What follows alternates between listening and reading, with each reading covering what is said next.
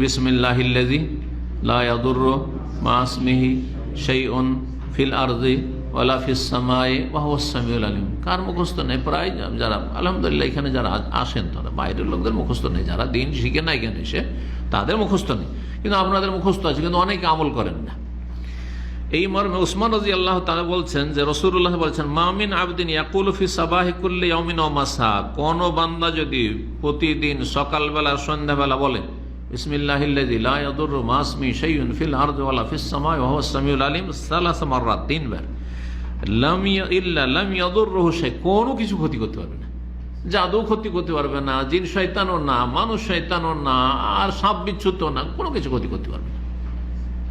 কোন বড় রোগে, মারাত্মক রোগ, দুরারোগ্য রোগ যার কোনো চিকিৎসায় নেই, আক্রান্ত হবে না, রোগ হইতে পারে কিন্তু এমন রোগ যেগুলো চিকিৎসা আছে, অথবা যেগুলোতে চলে ফিরে মানে জীবনযাপন করা যায়, বাঁচা যায়, কিন্তু এমন কিছু হবে না যেটা আপনার জন্য ধ্বংসাত্মক হতে পারে, শারীরিক মানসিক পাগল হয়ে যাবেন, অথবা কুষ্ঠ রোগে আক্রান্ত হয়ে যাবেন, এমন কোনো রোগে আক্রান্ত হয়ে যাবেন যেটা আর কোনো চিকিৎসায় বলছে নেই, এমন হবে না।